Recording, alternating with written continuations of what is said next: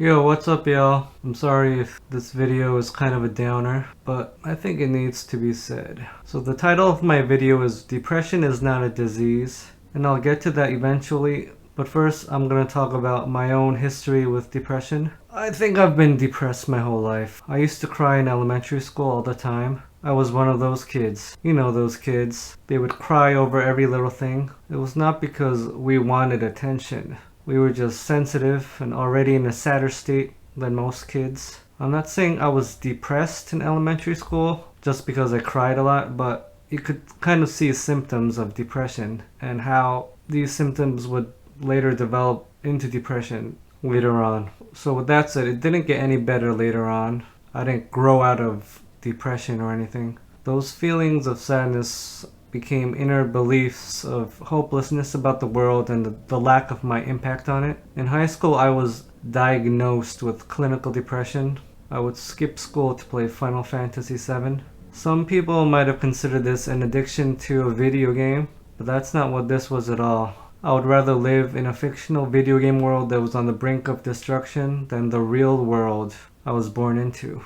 This happened in 10th grade. Thankfully, even though I missed months of school, they let me pass and move on to the 11th grade. 11th grade was alright because I convinced myself that some girl and I were meant to be.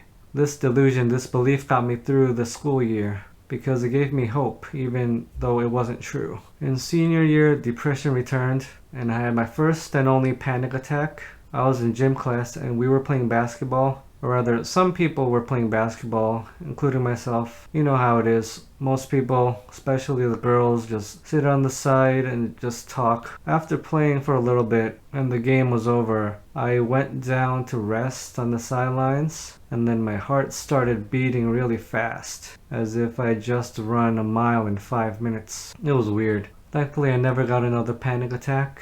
I stopped going to class during maybe the last month or two of senior year, and instead they had me do substitute assignments so that I could pass my classes and graduate, which I appreciated, but it would have been much easier to just go to class than do these little assignments.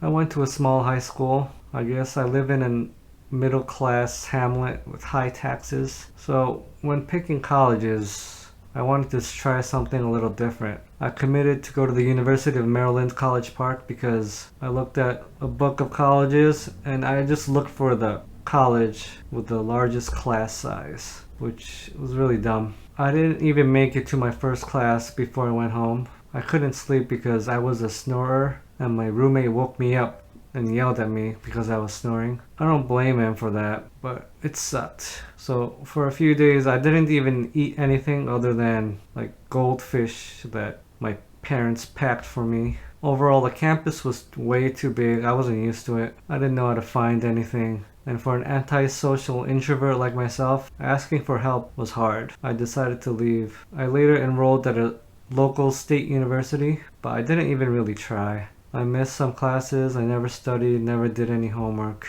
And once when the professor asked me what the element K stood for, I said calcium. It's potassium, by the way. I don't know why potassium symbol is K, but that's beside the point. Anyway, midway through first semester, it all just hit me what a failure I was. It was just another normal night, but on that particular night, every negative thought I could think of just hit me all at once, like a ton of bricks, and I became truly suicidal for the first time in my life. I always say that if I had a gun at that exact moment, I would have killed myself, but because I wanted to have an absolute suicide attempt, no trial and error, I didn't attempt suicide. I had always heard about people trying to overdose on pills or hanging themselves and they would get stuck and they'll be in more pain and agony than killing themselves, so I didn't want to do that. Luckily, I didn't have a gun at the time, nor do I do now. I didn't care about my family or people in general. The only thing that kept me from sinking deeper and deeper into despair and doing something drastic was that we had a dog, and I believed that she would be sad if I killed myself and left her. Whether this was true or not, I will never know, but it's what got me through life. She died in 2013 when I was in law school, which is the main reason I regret going to law school. I wanted to be there to say goodbye.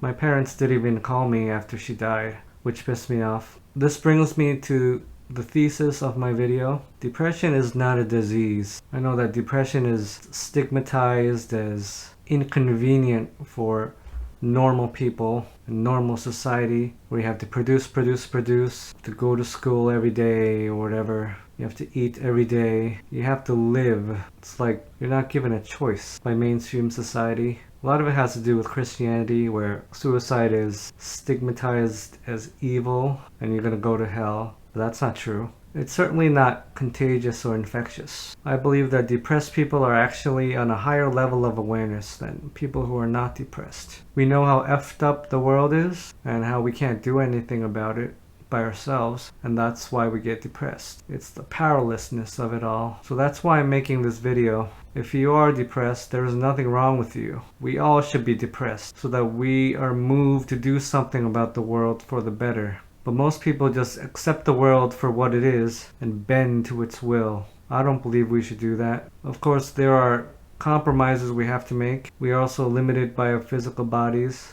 We can't do everything. We can't change everything. When you are depressed, you may feel pressure to be like other people, to be normal. But what is normal? Do you actually want to be normal? Is being normal a good thing? I say no. If normal is being oblivious to the iniquities of the world, if normal is being blind to the injustices of society, then hell no, I don't want to be normal. I would rather be depressed my whole life and aware of all the crap than to be a blind child living a blissfully ignorant life. Now say you are depressed. Should you stay here? Should you stay there? No, of course not. You can always do something about your own life, no matter how little it is. We can't change the world by ourselves, but we can change ourselves. Focus on things you can control, like your body, your mind, and your soul, for lack of a better word. Work on improving yourself, not for anyone else, but for your own satisfaction. Not to feel better about yourself in comparison to others, but because it's something you want, not something you have to do. So if you're happy being overweight, you shouldn't lose weight because someone made fun of you